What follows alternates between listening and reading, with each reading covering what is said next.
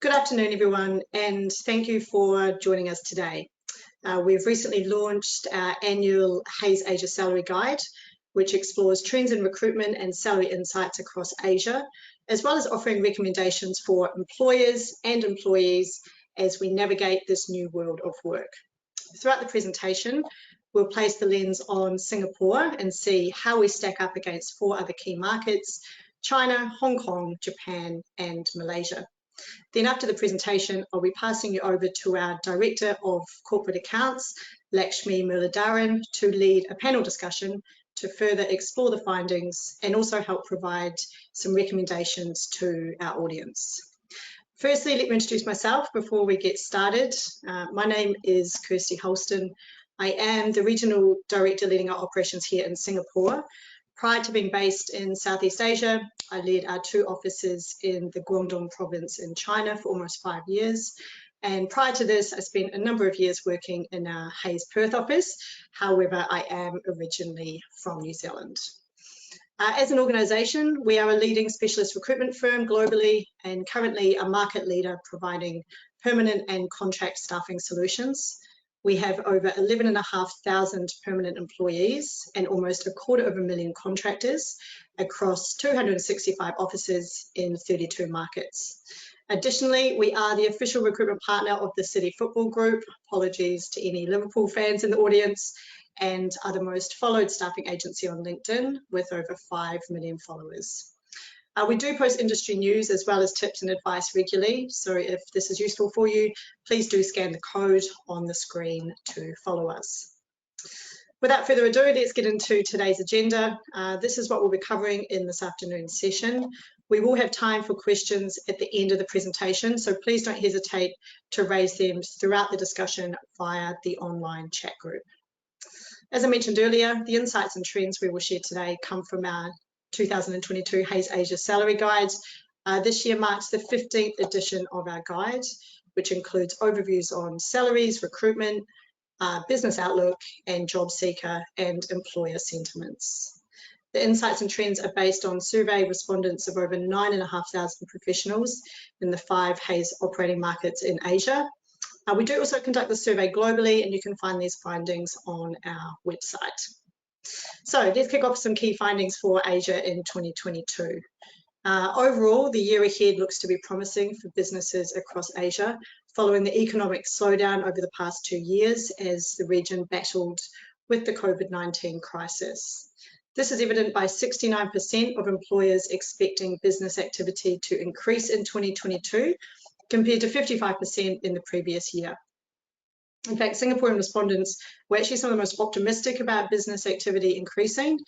China and Hong Kong were a little bit more conservative in the expectations. Overall, though, fewer businesses certainly do expect activity to decrease this year. This is also a significant reduction in hiring freezes across Asia. 79% of respondents do not expect to see hiring freezes at all from the survey responses we received. With more organisations returning to business as usual, we can expect a surge in hiring activity, as evidenced by the jump in employers planning to increase their permanent staff levels this year. More good news, it is a clear sign that we are on the road to recovery as more employers are planning to increase salaries in 2022. 29% of employers said salaries were lowered or unchanged in the previous 12 months, compared to the 20% who projected the same for 2022. Compared to other markets, more employers in China and Malaysia are planning for higher increments between 3 and 6%. Hong Kong, Japan and Singapore will see increments peaking at around 3% on average. The second trend observed is that salary is still the strongest motivator for people looking for a new job, or those choosing to remain in their current roles. 73% of respondents across Asia reflected this as the top reason they're looking for a new role, versus 58% in the previous year. Now, this is likely due to stagnated salary growth as organisations' budgets tightened throughout the pandemic. Other motivators also remain unchanged from previous years and mostly relate to career progression and other benefits.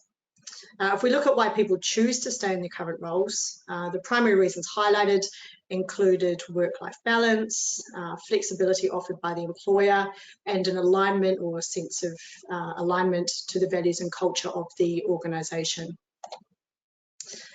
Now, looking at skill shortages, talent attraction and retention strategies are of utmost importance given the skill shortages that continue to persist in Asia. 40% of organisations reported a lack of confidence in hiring the skilled talent they need this year. This is obviously concerning given businesses' aggressive hiring plans as they focus on recovery and growth in the coming months. When asked why skill shortages persist, the general consensus was that higher compensation offered by other companies, as well as a lack of learning and development opportunities to upskill their current employees. Together with the findings on candidate motivators, it's really clear that employers must continue to try meeting candidates' expectations for pay packages, but also to provide the right growth and development opportunities in order to attract and also retain the very best talent. Now, if we take a closer look at the insights specifically for Singapore, along with the rest of Asia, Singaporean employers are optimistic about the year ahead. And as you can see here, they're much more upbeat than they were in the previous year, with 73% expecting business activity to increase. More employers have said that hiring freezes will be lifted this year, and as a result, 61% of the employers we surveyed planning to increase their permanent staff levels in the next 12 months. However, employers looking to hire will have their work cut out for them, as we're seeing the lowest number of active job seekers in the past. We're seeing the lowest number of active job seekers in the 5 years that we've been running this survey. Only 26% of our respondents actually said they were actively looking for a new role. This indicates that employers are on the right track when it comes to retention strategies, with progressively fewer people determined or actively looking to change roles. Primary motivators for job seekers do remain fairly similar to the year before, although salary package is clearly more important given our current environment and my comments earlier in regards to the post-pandemic period. 78% of respondents selected a better salary package as their main driver, which is compared to 58% last year. Interestingly enough, the search for better health insurance actually overtook career progression to make it into the top 3 this year, again obviously reflective of the pandemic experience. Looking at why people choose to stay at their current role, work-life balance remains one of the top reasons, alongside salaries and being exposed to new challenges. Now, despite seeing very low of active job seekers, you may have observed a fair amount of chatter regarding the Great Resignation in the media. Reports of high resignation rates across the US and Europe have led to some speculation about the same trend happening here in Singapore. And whilst recent statistics from the Ministry of Manpower seem to put these speculations to rest, what we're seeing here actually on the ground, the story is playing out slightly differently. With COVID transforming workplaces, people's priorities have shifted. While they may not be actively looking for a new job, should the right opportunity come along, employees will not hesitate to at least explore the conversation. So employers will thus need to put equal focus on attraction and retention strategies to ensure their staff remain happy and fulfilled at their jobs, whilst also prioritising the attraction of new talent into the organisation. Now, given how important salary is to Singaporean workers, let's take a closer look at compensation. Of the 84% of employers that intend to increase salaries this year, over half plan on increments up to 3%, whilst 29% said increments will be in the 3 to 6% range. More employers also plan to give bonuses, 69% compared to 49% in 2021. Looking at the employee data, however, it's clear that an expectation gap remains. more Singaporeans expect higher salary increments than what their employers have currently planned for. Anecdotally, we are currently seeing candidates expecting a 20 to 30% increase to change jobs. Whilst this has always been the case, the fact that people are increasingly prioritising pay packages post-pandemic means that employers will need to manage this expectation gap strategically. Managing this compensation gap is critical, given that employers in Singapore seem to be less confident about their ability to hire skilled talent. 42% of employers said they were not confident about their ability to hire the talent they actually need in 2022. When asked why they think there are skill shortages in their organisations, over half said that either higher compensation was being offered elsewhere. Secondary to that was that the skills needed are too niche and hard to source in the current market, and that their current organisation lacks the learning and development opportunities to upskill their current employees. Certainly some food for thought there.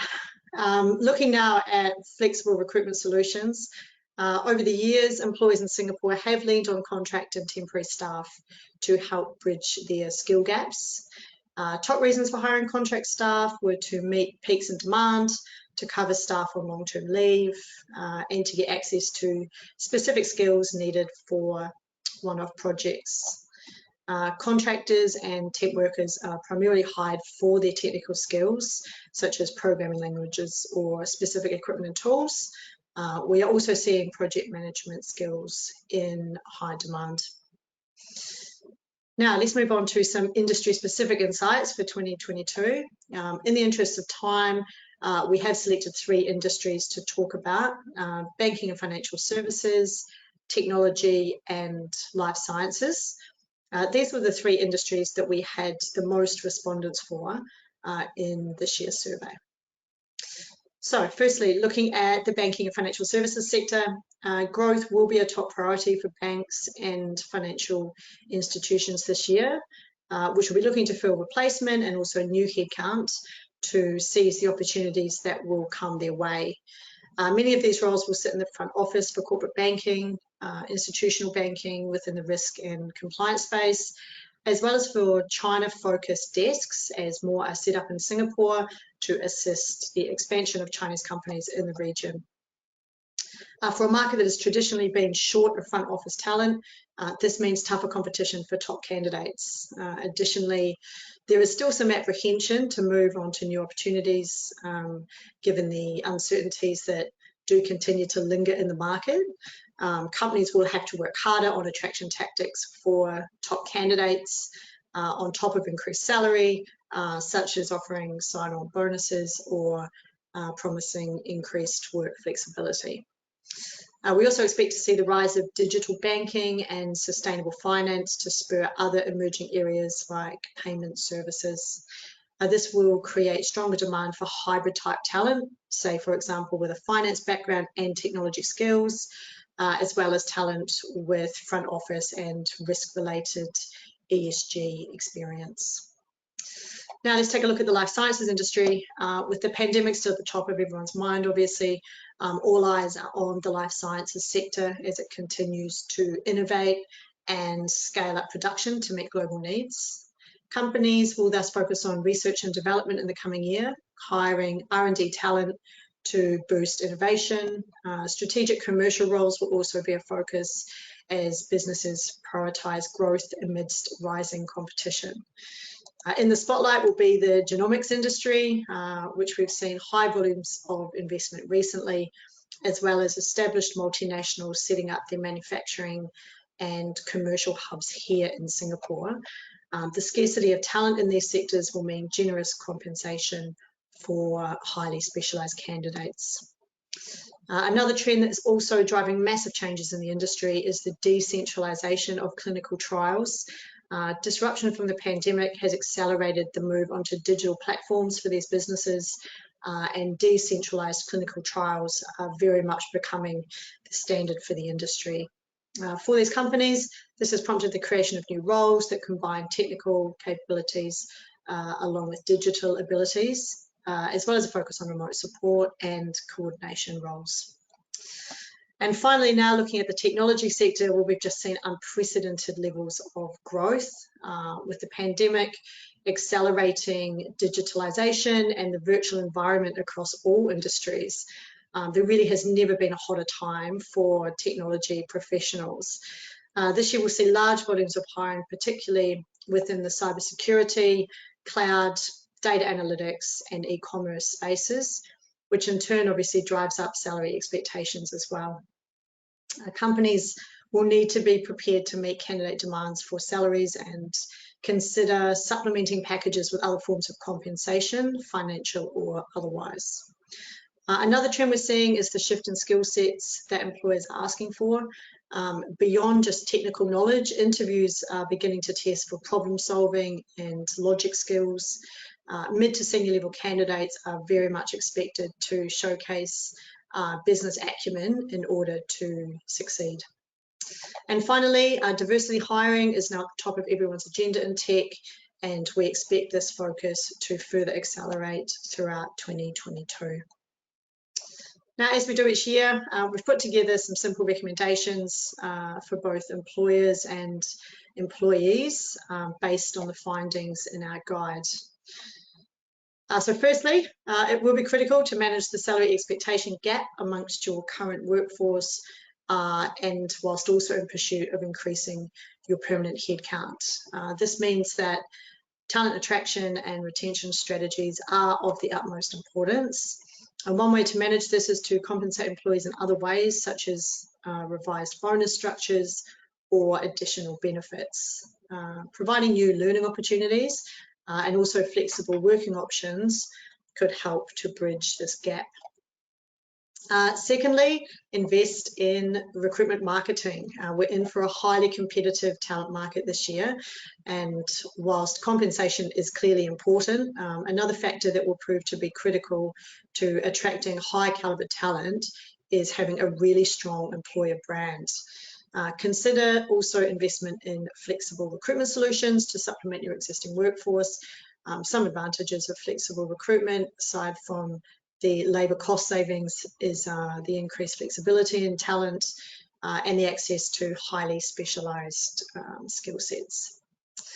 Thirdly, invest in your employers' skills development. I've touched on this a couple of times already today, but employers have the clearest view of which skills are required within their business, and so there is no one better placed to develop a structured upskilling or reskilling program for their existing workforce. This could include investing in additional education or qualification programs, formal mentorship programs, and also creating dedicated pathways for employees to grow. Given that career progression is one of the top reasons people are looking for new jobs or choosing to also stay in their current roles, enabling employees to develop their skills could be an effective employee retention tool. And finally, work on improving work-life balance in your organisation. This means embracing new hybrid working models, developing policies that offer better work flexibility, as well as supporting employees' mental health and wellbeing. After all, work-life balance and flexible working options are two of the top 5 reasons people are happy and choosing to stay with their current employers. Now, let's move on to recommendations for employees and job seekers. Demand for skilled talent is at an all-time high, which translates to massive career progression opportunities for candidates with the right skill sets. The key to finding the right window to make any career move and to be prepared to justify your salary expectations with a strong business case. The same goes for employees planning on asking for a raise. At the same time, employees should continue to develop their skills and competence tailored to what their organisation needs. Soft skills and digital skills are becoming increasingly critical in today's business landscape and are highly valued by employers. There is a range of paid or free courses available for candidates to develop their skills, and showing the initiative to upskill could also prove helpful in justifying salary expectations or increases. And finally, consider negotiating factors other than pay. Non-financial benefits such as greater workplace flexibility or additional paid days off could really help to improve overall fulfillment and satisfaction at work. So on that note, we have come to the end of the sharing session. Thank you for your time, and I hope you found this presentation informative. I will now hand you over to Lakshmi Murlidharan to host our panel discussion. And please be reminded you can send through any questions that you have through the chat group. Thank you all. Thanks, Kirsty, for the introduction. I'm Lakshmi Murlidharan. I head up corporate accounts for Hays. I moved to Singapore for this role about 3.5 years ago. Prior to this, I was based in India, and I've been in the recruitment industry for over 16 years. I've primarily always done a client-facing and business development role. I take the pleasure today to invite our 3 guest panelists. They come with a vast number of years of experience in their respective industries, and they will be sharing their own thoughts and their experiences of what they observe in the current market as of today. I'd firstly like to introduce you to Teresa Matheson, who's the head of APAC at Engencia. Teresa oversees the APAC commercial teams for Engencia, who are a business travel management solutions provider. Engencia offers the world's most relevant inventory and exceptional customer care for those unexpected moments like this. Teresa's main focus is on driving a customer-centric approach with her teams and to partner with her customers to deliver their company's strategic initiatives. She joined Engencia in 2018 as a managing director of Australia and New Zealand, and then moved to Singapore in 2019 to take on a regional APAC role. Prior to Engencia, Teresa has held various sales leadership roles at Expedia, American Business Express Travel, and in countries like New Zealand, Australia, Canada, and United States. I'd also like to move on and introduce you to Arun Nanankuti, who's the AVP Regional Leader, Platform Sales, APJ with Tech Mahindra. Arun comes with over 15 years of experience in sales, strategy, and business development. Arun enables many companies across various industry verticals with platform solutions to accelerate their digital transformation journeys. He's an experienced leader in formulating and executing regional sales strategies. He has a very strong, proven track record in sales and business development across APJ and global markets. He also has good exposure in platform sales, SaaS, enterprise IoT solutions, and service selling. Last but not the least, I'd like to call out Lavina Taro. Lavina is the VP Marketing and Country Manager for Myanmar at View. She heads up corporate communications at View and is the country manager for Myanmar View, which is a pan-regional over-the-top video streaming service, which caters to over 16 markets across Asia, Middle East, and South Africa. While she did study science with the hope of being a geneticist, she switched lanes to join the media industry in 2000 and began her career at Disney. She learned the value of creating a brand that is loved and respected by all who experience it. She moved to UTV, where she learned the value of thinking like an entrepreneur and building a business from scratch. This is where she began her digital journey in 2008. Lavina has been part of the digital industry from what is described as the 2G era to today, the 5G era. So that's with the introductions. I will move on to the questions. Teresa, I have a question for you around the recruitment trends. What do you foresee as some of the macro challenges, risks, or opportunities for the rest of 2022? Yeah, absolutely. I think this is a great question, especially, as we've heard from Kirsty about some of the challenges that we're seeing in our marketplace. And, working for a travel technology company, which has been absorbed in COVID for the last 2 years, this has been extremely front of mind about what we are doing as a strategy from a company point of view. So the way that I've been looking at this as we've come into expecting things to rebound this year and be able to hire people again this year is actually in 5 areas. So the first one that we're looking at is this concept of fairness and equity. So, as you think about the presentation we've just listened to, people are moving for 20 or 30% into a new role. If that new company that they're moving into isn't actually above market already in what they're paying, what does it mean to existing staff and employees because what you're now doing is creating a salary gap, and your existing loyal employees are going to feel disgruntled. So you've got this kind of flow-on impact if you don't find that balance. The second one that we're looking at is around personal rights, and I think about this at a global level. If the government is not mandating things like vaccination status, but the company is, where is the line around medical status and vaccination status that needs to be disclosed, and how does an employee feel about that? The third one is this idea around hybrid and remote workers. So, you know, we've seen globally a lot of people go back home to their hometowns or don't need to be in cities anymore. So as we start to bring people back into the office, have we moved from an expectation of thou shall work in the office versus this flexible mode and trying to find that balance? The fourth one I look at is around wellness, and wellness being front and center about the employee experience. And that's obviously a key recruitment trend about how are we positioning that as a company about what we're doing. And the last one that I look at from a macro point of view is workplace environment. How are we working with other departments, say our real estate folks? So, you know, in a traditional environment pre-pandemic, a lot of offices were very desk focused. So are we now moving away from having individual desks that people go to and instead focused more on collaboration spaces? So you find that balance between remote work and then bring in a conducive space to be able to connect people together. So I think with each of those, I could talk about it for a long time because it's obviously very front of mind, is that there's risks associated with it and there's massive opportunities as well. That's brilliantly put.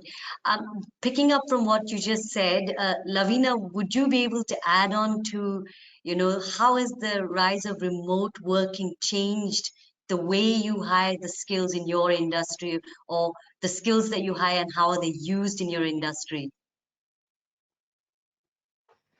So firstly, I think, you know, in this phase that we are in, where it's remote, hybrid, getting people to come back together, one thing that is become really evident is that people want that connection, and you're not able to kind of get that in a remote sort of environment.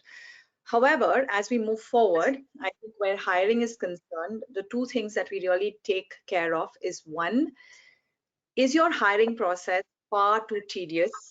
If the role is, you know, the impact of the role is not going to be as large. If you're hiring at a junior level, are you still getting them to go through 9 interviews or 15 interviews as such? So I think reassessing your interview process depending on the impact of the role that they will have is important. Second is communication. I think in today's day and age where, you know, everybody's remote, they're not getting a sense of why should I join this organization, what should I do? I think it's important to kind of keep the communication going. And what we do is that whoever is the hiring manager will ensure that they're communicating to the candidate frequently. So they're keeping them updated about what's happening. And we do this even more at this stage, because today what we realize is that people don't know what your organization is. They've not had the opportunity to kind of come in, experience. They don't get what the place is going to look like. And it's not like people do want to come back into office. People like this hybrid remote work in between an option, really. So I think from our industry perspective, if you look at any of them, most of them in their annual reports, they've turned around and said that, you know, we're embracing hybrid work culture. We're letting people decide how they want to kind of work, where they want to work from. We're facilitating conversations, exactly what Teresa said. You know, it's not about a desk where you come, it's more about collaboration and how can we make sure that you have the opportunity to collaborate. So yes, I think as an industry, we are in the media and entertainment industry. You do need conversations to go. You need to collaborate, not just with content partners, as well as with, you know, the distribution, the ecosystem at large. And it is important to kind of find that space which can facilitate these conversations. So yes, so we are very active looking at where the consumer, where the candidate is and what his comfort level would be. So what I'm hearing from you is that, there are certain ways you've reevaluated the practices and how you're looking at it when it's a candidate-driven market, right? Teresa, would you be able to add on to that, or how you've experienced that at your current workplace? Yeah, look, absolutely. I think definitely on the recruitment side, I would say it's actually become a lot more holistic, right? From an onboarding point of view, we've gone from an environment where the person comes into the office to collect their laptop and, you send them away on a training course for a couple of weeks to learn about the company. And you're now in an environment that you have to do this all virtually. And we're having people come into the office for the first time. We hired 2 years ago that's never met another employee. So how do you now start to invoke culture in your company culture into that person remotely and the way they operate? So it's all facets around this recruitment, from the time that you choose, the way you choose your candidates, right through to the employee experience to have them integrated, that we're looking at. And we've got ourselves large projects right now that specifically focus on that positive onboarding experience that the employee gets from the time they're hired to being able to be effective and be part of the culture in the company. Yeah, right. Thanks for that, Teresa. Arun, I had a question for you. While we keep, we know that the trend, and we're saying it's an increasingly candidate-driven market, but on the other hand, we say there's also a huge skill shortage, right? So specifically in the tech space, at the rapid pace that it's evolving, and you would have seen this, it's been like this for many years, and it continues to be, ever so unique at the way it's evolving. Do you see that there are any new skills that you foresee that may rise in your industry, which because of this skills shortage gap, or how do you see that rising? Any new skills? Absolutely. I think it's a wonderful question, Lakshmi. And just piggybacking a little bit on Teresa and Lavina's point, I think hybrid work is evolving, right? And a lot of companies are reinventing the way they work, both virtually as well as in terms of the face-to-face kind of a context. And the whole 9 yards of onboarding, collaborations, meeting, commerce, all of these have changed. And as a result of that, the skills and the learning and the career pathways are also becoming critical, right? And previously it was just about corporate trainings and it was just that. And then now it's moving on to the skill-based, continuous learning-based architecture, where the relationship between skills and strategy and career, talent and mobility, all of these are getting intertwined. And curating these taxonomies of what these skills mean for the organization, and at a business level and at a value, generation level for a company towards its customers is becoming critical.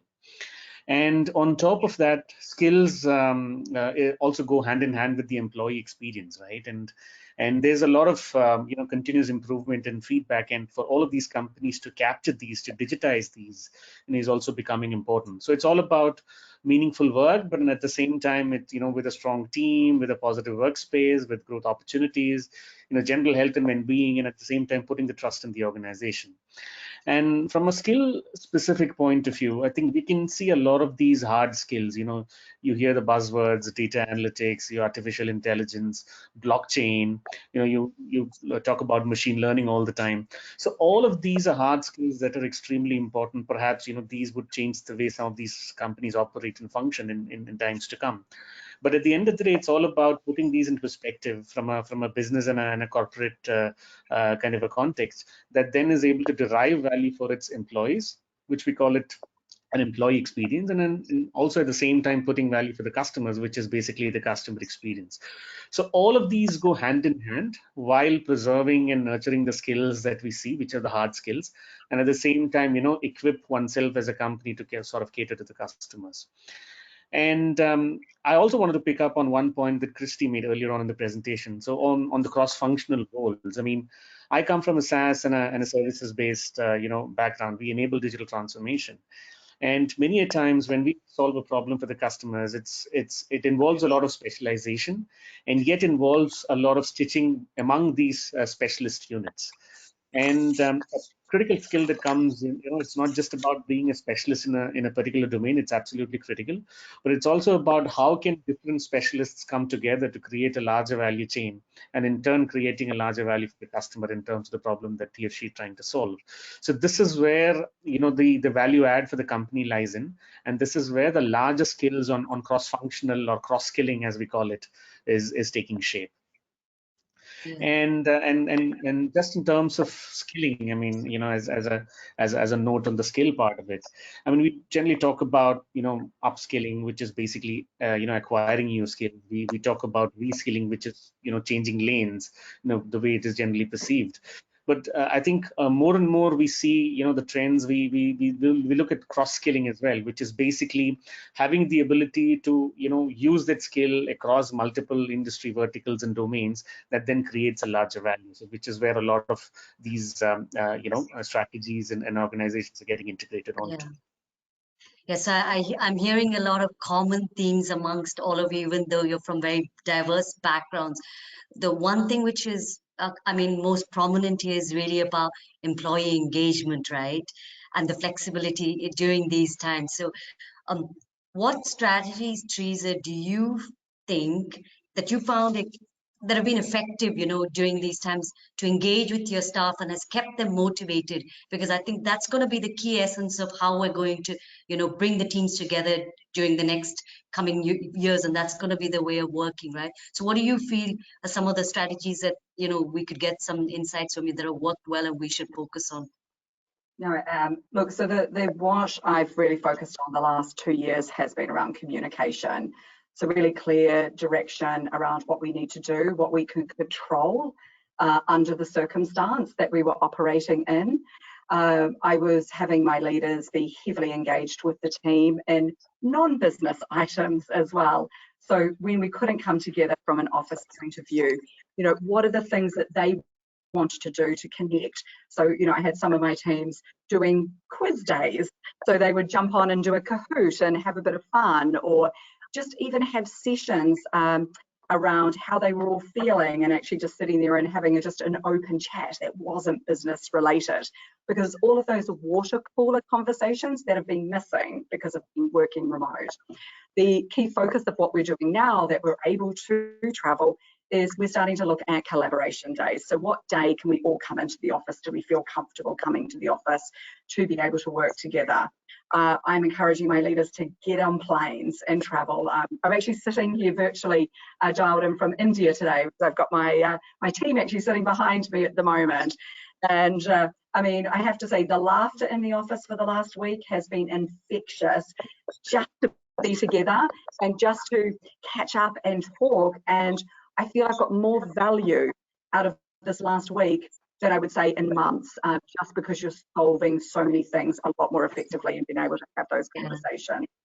So I'm not just saying that because I work in the travel technology space, but get out there and see your team. And that's actually the biggest trend we're seeing with our customers at the moment, as the engagement with internal meetings, not customer meetings.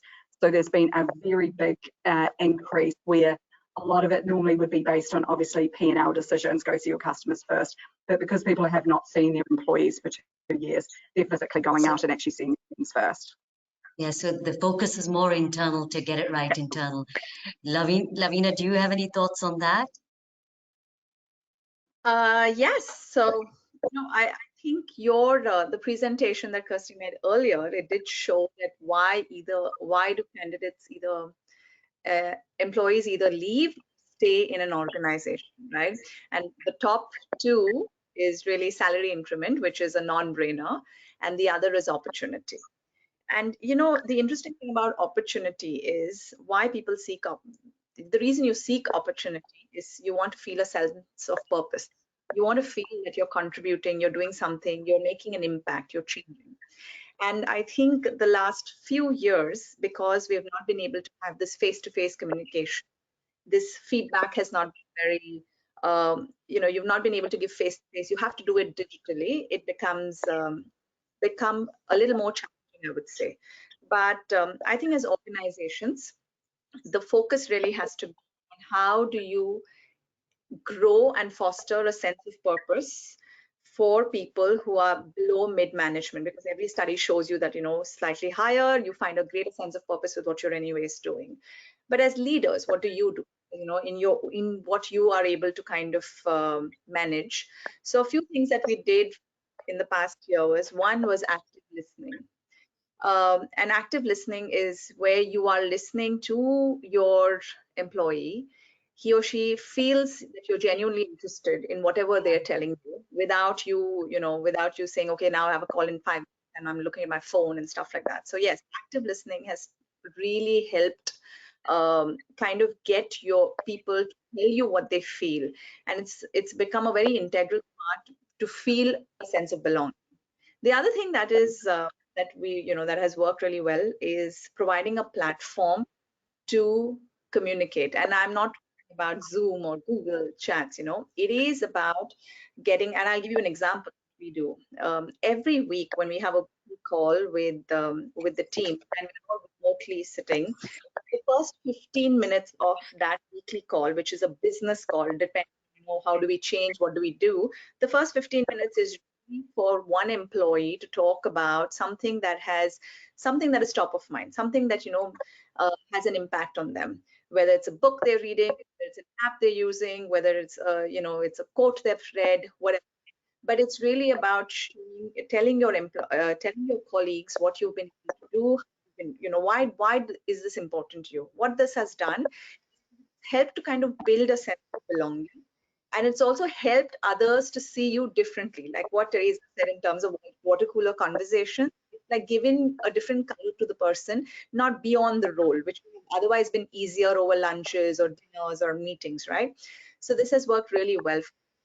And thirdly, I think it's constructive feedback, because constructive feedback comes from even the employee feeling that you are invested in him or her doing something better, but not just doing it better, also being a better version of themselves, which is not just about work. And you are genuinely interested in getting help to do that. So even in a remote environment, when you give them a sense of belonging and therefore a sense of purpose, makes a huge difference. So I think that's that's a lot of food for all of us to think through. Arun, would you like to add in your 2 cents here, or what's worked for you and your teams? No, absolutely. I think Lavina made all the hygiene factors. I mean, completely agree with it, and I think it's all about whether one is in the right roles and if they enjoy doing what they do. And on top of it, it is about the environment and its sense of inclusion and what is the contribution that every individual is making to the larger vision of the company, of the team. And I think when all of these comes in place, then I think good things happen and great works get done, and you add value to the customer.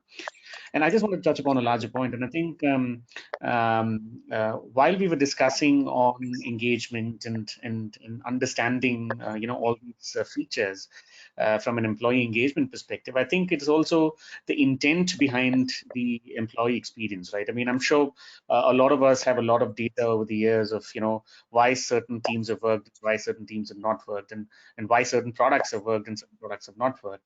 So it's about what do we do with all of these data, and how do we make use of this, continuous input and feedback cycles, which, companies choose to digitize, and they use various platforms, etc. But at the end of the day, how do you make use of it, and how does these feedback convert into certain, improvement points over the years? So that makes the crux of the problem go away. So I think it's about intent, curating, where the interests lie within individuals and teams, and making use of those talents to the larger vision of the company, and then putting it all together as an improvement cycle that then works as a culture. And this is where most of my observations have gone, and where we could do better in terms of using tools or having better transformation efforts, etc. Yeah, absolutely. I totally agree with you. So I mean the same. I feel that all 3 of you have been voicing the importance of to get the employee engagement bit right. I think that's the key takeaway for all of us listeners and who are on this webinar today.